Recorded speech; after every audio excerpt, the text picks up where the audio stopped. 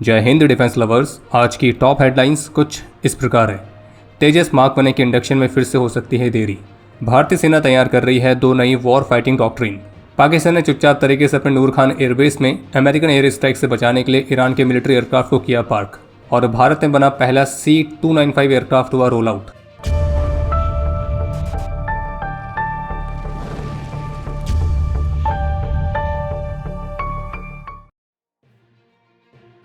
एक तरफ जहां ऐसी मीडिया रिपोर्ट्स चल रही हैं कि तेजस मार्क 1 फाइटर्स की जो पहली 4 स्क्वाड्रन्स होंगी तो उन्हें पाकिस्तानी बॉर्डर्स के साथ लगे फॉरवर्ड एयर बेसिस पर तैनात किया जाएगा, लेकिन वहीं दूसरी तरफ फर्स्ट तेजस मार्क 1 फाइटर का भारतीय वायुसेना के सर्विस में जो इंडक्शन है तो उसमें और भी डिले होने के संकेत दिख रहे हैं। क्योंकि जैसा कि आप सभी को ध्यान होगा कि इस वर्ष मई महीने की शुरुआत तक HAL और भारतीय वायुसेना के बीच एक रिव्यू मीटिंग कंडक्ट होनी थी और जिसमें इस बात का निर्णय लिया जाता कि जो तेजस मार्क 1 फाइटर्स हैं वो औपचारिक रूप से भारतीय वायुसेना के सर्विस में इंडक्ट करने के लिए अब तैयार हैं या नहीं।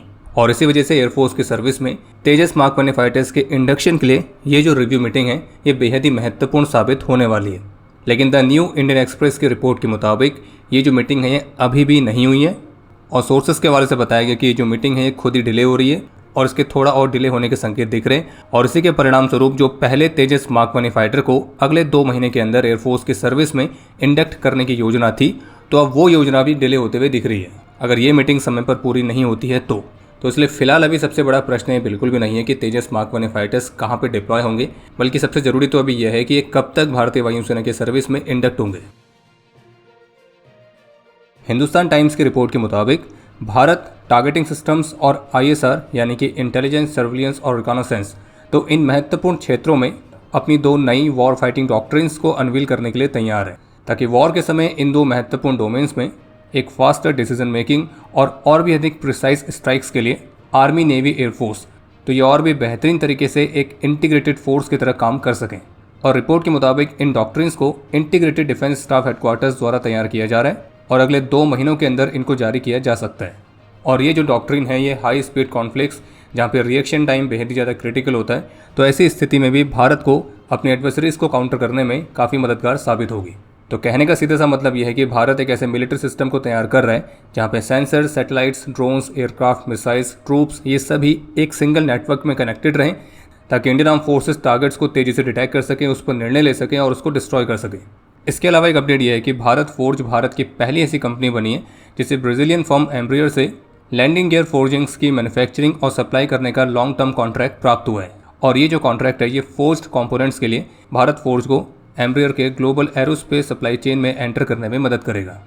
और इस कॉन्ट्रैक्ट के तहत भारत फोर्ज एम्ब्रियर के कमर्शियल और डिफेंस एयरक्राफ्ट प्रोग्राम्स के लिए उनके लैंडिंग गियर सिस्टम्स के लिए high integrity forged component supply करेगी। और जानकारी के लिए आपको बता दें कि ब्राज़ीलियन फर्म एम्ब्रियर अभी वर्तमान समय में भारतीय वायुसेना के मीडियम ट्रांसपोर्ट एयरक्राफ्ट वाले प्रोग्राम में भी कॉम्पीट कर रही है। और भारत फोर्ज को जो एक कॉन्ट्रैक्ट मिला है महत्वपूर्ण इसलिए है क्योंकि जो ये लैंडिंग गियर फोर्जिंग्स होती हैं ये किसी भी एयरक्राफ्ट के सबसे डिमांडिंग पार्ट्स में से एक होते हैं जो कि हाई स्ट्रेंथ वाले अलॉय से बनते हैं। और इसके अलावा इंडस्ट्री में ये बेहद स्ट्रिक्ट सर्टिफिकेशन स्टैंडर्ड से भी गुजरते हैं। यानी कि ये एक ऐसा डोमेन था जहाँ पे अभी तक US, फ्रांस और जापान के सप्लायर्स का ही एक छोटे से ग्रुप का डोमिनेशन था, लेकिन अब इसमें भारत की कंपनी भी शामिल हो रही है और इसी वजह से भारत के भी एरोस्पेस इकोसिस्टम के लिए महत्वपूर्ण साबित होता है। तो जैसे कि भारत के ऑफिशियल्स ने तो पहले भी कहा था कि ऑपरेशन सिंदूर के दौरान किस तरह से चीन ने पाकिस्तान की मदद करी थी और अभी हाल ही में चाइनीज़ ऑफिशियल्स ने भी इस बात को स्वीकार किया था। पाकिस्तान के प्रति चीन के इसी ऑन ग्राउंड सपोर्ट वाली रिपोर्ट्स के बीच भारत के विदेश मंत्रालय की तरफ से एक प्रतिक्रिया देखने को मिली है कि आतंकी इंफ्रास्ट्रक्चर्स को प्रोटेक्ट करने वाले प्रयासों का समर्थन करने वाले देशों को अपने वैश्विक कद पर पड़ने वाले प्रभाव पर विचार करना चाहिए। और भारतीय विदेश मंत्रालय ने भी जो प्रतिक्रिया है ये उन्हीं रिपोर्ट्स पर दी है जिसमें चीन ने ऑपरेशन सिंदूर में पाकिस्तान के लिए उनके सपोर्ट को स्वीकार किया है। तो ये उस दावे को मजबूत ही करता है जो कि भारत ने पहले किया था और भारत ने पहले ही बताया था कि कैसे चीन द्वारा पाकिस्तान को मदद की गई थी इस कॉन्फ्लिक्ट में। और इसलिए जो देश अपने आप को बहुत ही रिस्पॉन्सिबल देश की तरह दिखाते हैं तो उनके इस तरह के प्रयास जिसमें आतंकी इंफ्रास्ट्रक्चर्स को सुरक्षित करने की कोशिश की जा रही है तो ये प्रयास उनकी ही रेपुटेशन को प्रभावित करते हैं। इसके अलावा एक अपडेट यह है कि अभी हाल ही में CBS के साथ एक इंटरव्यू में Israeli prime minister Benjamin Netanyahu ने इस बात का खुलासा किया है कि कैसे पाकिस्तान जैसे जो देश हैं तो वो सोशल मीडिया पर बॉट फार्म्स और ऑनलाइन प्रोपेगेंडा नेटवर्क्स का इस्तेमाल करके एंटी इजरायली कंटेंट को फैला रहे हैं और इसराइल के खिलाफ अमेरिकन पब्लिक ओपिनियन को इन्फ्लुएंस करने का प्रयास कर रहे हैं। बाकी जैसे कि आप सभी जानते हैं कि पाकिस्तान जो इस तरह की गतिविधि है तो भारत के खिलाफ भी काफ़ी वर्षों से इस्तेमाल करते आया है, और पिछले कुछ ही वर्षों में जो प्रोपेगेंडा एक्टिविटी है इसमें काफ़ी बढ़ोतरी भी हुई है, जिसमें फेक सोशल मीडिया अकाउंट्स के माध्यम से भारत के खिलाफ फेक न्यूज़ फैलाना, फेक वीडियोज़ फैलाना, बॉट अकाउंट्स बना के फर्जी नैरेटिव सेट करने का प्रयास करना, तो ये पाकिस्तान भारत के खिलाफ भी कई वर्षों से लगातार कर रहा है। और देखा जाए तो इस तरह की इन्फॉर्मेशन वॉरफेयर को काउंटर करने के लिए भारत को अभी भी अपने वहाँ बहुत कुछ काम करने की ज़रूरत है। और सबसे पहले तो इसको ऑफिशियली और खुलकर स्वीकार करने की ज़रूरत है कि हाँ, पाकिस्तान इस तरह की गतिविधि में लगातार भारत के खिलाफ शामिल है। और ऑपरेशन सिंदूर के दौरान भी पाकिस्तान का जो नैरेटिव वॉर है ये विशेष रूप से देखने को मिला था, जिसमें पाकिस्तान के जो मल्टीपल बॉट अकाउंट्स हैं वो कुछ विशेष तरह के नैरेटिव्स को पुश कर रहे थे, जैसे कि ऑपरेशन सिंदूर फेलियर है, Pahalgam attack false flag operation था, भारत ने रफाल खो दिया, S-400 खो दिया, पंजाब में ब्लास्ट हुआ वो स्टेज था। तो इस तरह का फेक नैरेटिव पुश किया जा रहा था। बाकी डीप फेक्स, AI मैनिपुलेशन, एक coordinated anti India social media campaigns, ये सभी देखने को मिले थे। और ऐसे कई दर्जन भर एक्स अकाउंट्स को भी आइडेंटिफाई किया गया जो कि इस तरह के एंटी इंडिया नैरेटिव्स को स्प्रेड कर रहे थे। और वो अकाउंट्स मेनली पाकिस्तान में इस्लामाबाद, लाहौर, रावलपिंडी, कराची, कोयटा, तो इन जगहों से हैं। CBS न्यूज़ ने पाकिस्तान की एक नापाक हरकत का खुलासा किया है। जैसा कि आप सभी जानते हैं कि US और ईरान के कॉन्फ्लिक्ट में जो ये पाकिस्तान है तो ये दलाल की भूमिका निभा रहा है। हालांकि पाकिस्तान ऐसा दिखा रहा है कि वो मीडिएटर की भूमिका में है, पर एक्चुअल में वो दलाल की भूमिका में है। अब इसने एक ऐसी नापाक हरकत करी है जिसने इसके दलाली वाली भूमिका पर भी प्रश्न उठाने शुरू कर दिए। तो हुआ यह है कि CBS की न्यूज़ में US ऑफिशियल के हवाले से बताया गया कि पाकिस्तान ने काफ़ी चुपचाप तरीके से ईरानियन मिलिट्री के जो एयरक्राफ्ट हैं उनको अपने एयरफील्ड्स पर पार्क करने की अनुमति दी थी, संभावित रूप से अमेरिकन एयर स्ट्राइक से उनको बचाने के लिए। और ये भी बताया गया कि कैसे ईरान ने अपने सिविलियन एयरक्राफ्ट भी पाकिस्तान के बेस पर पार्क करने के लिए भेजे थे। इस रिपोर्ट के मुताबिक जब अप्रैल की शुरुआत में US प्रेसिडेंट ने ईरान के साथ सीज फायर की घोषणा करी थी, तो उसके बाद फिर ईरान ने पाकिस्तानी एयरफोर्स के नूर खान बेस पर अपने मल्टीपल एयरक्राफ्ट को रवाना किया था। नूर खान एयरबेस जो कि पाकिस्तान के सबसे इंपॉर्टेंट मिलिट्री इंस्टॉलेशंस में से एक है। हालांकि वो बात अलग है कि ऑपरेशन सिंदूर के बाद से इसका नूर काफ़ी बदल चुका है और अब ये एयरबेस कम और पार्किंग एरिया भी ज़्यादा बना हुआ है। तो शायद इसलिए भी ईरान ने अपने एयरक्राफ्ट पाकिस्तान एयरफोर्स के इस नूर खान बेस पर पार्क किए थे, जिनमें ईरानियन एयरफोर्स का RC-130 रिकॉनासेंस और इंटेलिजेंस गैदरिंग एयरक्राफ्ट भी शामिल है। फिर इसके बाद पाकिस्तान के विदेश मंत्रालय ने इस पर अपनी सफाई भी दी है, जिसमें उनका ये कहना था कि हाँ, वर्तमान समय में ईरान के जो एयरक्राफ्ट हैं वो पाकिस्तान में पार्क हैं, लेकिन वो सीज फायर के समय पाकिस्तान आए थे और इनका किसी भी तरह के मिलिट्री कंटिजेंसी या फिर प्रिजर्वेशन अरेंजमेंट से लेना देना नहीं है।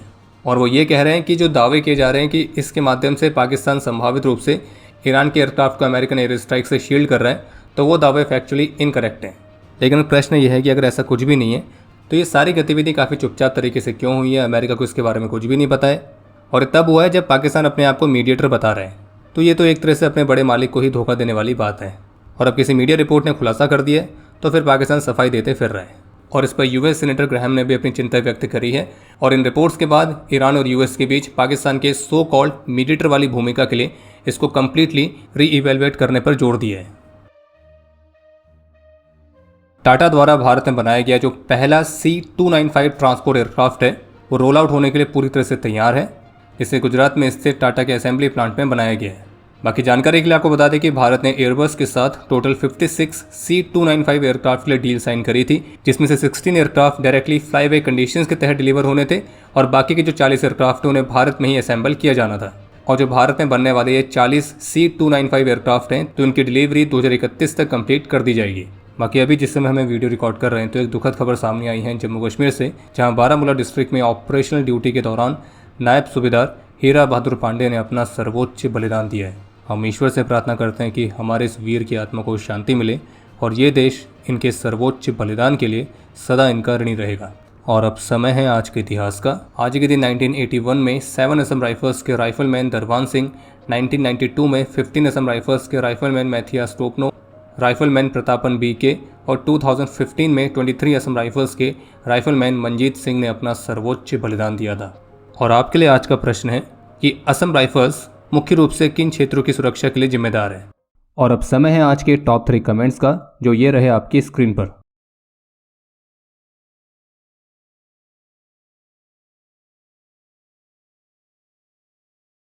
उम्मीद है आपको आज का एपिसोड पसंद आया होगा।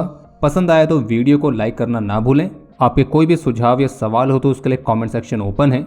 और अगर आप डिफेंस रिलेटेड और भी एक्सक्लूसिव कंटेंट में दिलचस्पी रखते हैं तो आज ही प्ले स्टोर से डिफेंस स्क्वाड की सुपर ऐप को डाउनलोड करना ना भूलें। और अगर आप चैनल पर पहली बार आए हैं तो squadron.in पे जाके हमारे नए डिज़ाइंस को भी चेकआउट जरूर करें। बाकी जल्द मिलेंगे नए एपिसोड के साथ, तब तक के लिए जय हिंद, जय भारत।